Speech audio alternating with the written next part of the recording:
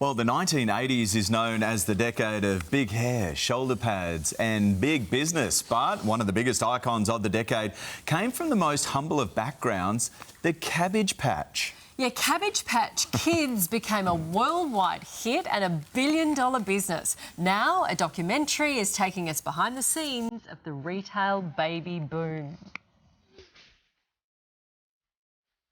In 1982, the first Cabbage Patch Kids were born. Oh, here he comes. It's a little boy.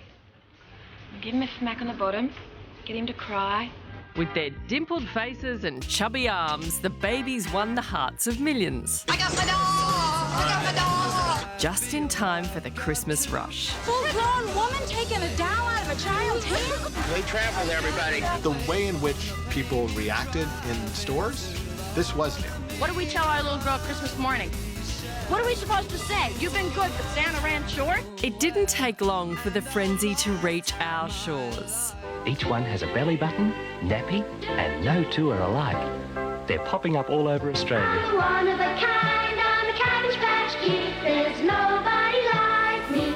And the babies found homes across the nation. I promise to be a good and kind parent. Just like in the US, the collectibles craze took hold here too. I like dolls. I've never owned a doll of my own, and this one's going to be mine. But where was the idea conceived? Documentary Billion Dollar Babies takes us behind the scenes, revealing the homespun dolls were the creation of folk artist Martha Nelson Thomas. This nice lady created these dolls, and then this guy comes along and he steals the idea. It was art student Xavier Roberts who created the legend of the Cabbage Patch, ultimately turning the farm into a global empire. If you've kept your original Cabbage Patch Kid, you could be sitting on a gold mine. Some now sell for hundreds of dollars. But can you put a price on that face? Remember that? The fights for Cabbage Patch dolls. For more, we're joined by US broadcaster Cooper Lawrence. Good morning, Coops. Well, the Cabbage Patch Kids were the blueprint for collectibles, and they seem to have a lot of influence right now. Oh, Nat and Sherpa, you know, when you think about, like, Beanie Babies and Hatchimals and Tikka-Me Elmo, you're thinking, well, that's iconic. But really, it all started with the Cabbage Patch Kids. Wow. You know, there was no frenzy for toys. There was no idea that toys could be collectible. And the documentary is so interesting because they have this one couple where they have 6,000 of them, which is just, if you think about it, crazy. But then when you think about collectors, 6,000 is amateur. You know what I mean? Like, they like to collect. Yeah. Because so the doco looks at how popular they were and the gimmick behind them. Well, some people, you know, might not like the fact that it was called a gimmick, but you adopted them and then there was a special name for them. You got the certificate. That was the owner's certificate. That was all part of it, wasn't it?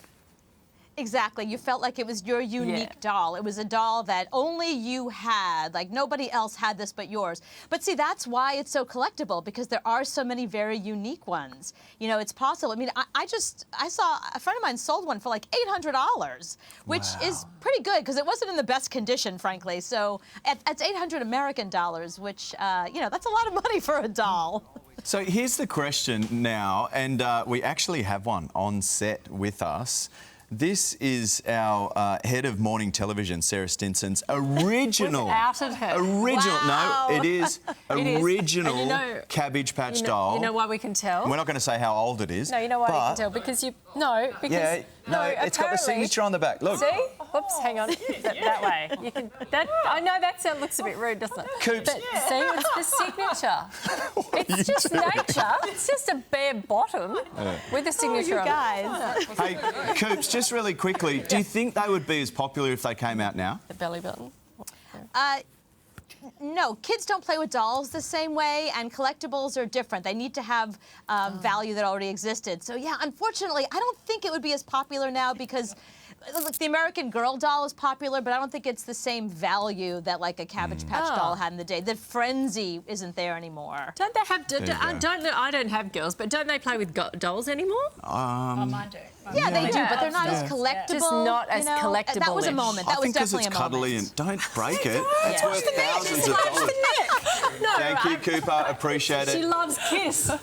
Sarah didn't want me to mention She's it. a headbanger. Look at it. Don't you? It's so cute. Look, and in good condition. I never had dolls. And now we It know was why. in mint condition, not anymore. When Coop signed up for this show, she never expected to appear in the same frame as the bare bottom of a Cabbage Patch doll. Softly. Sorry. Hair's going to She's fall lasted out. 36 years. And Okay, we're she's going good. to last a lot more. Sorry. Well, there you go. Next time.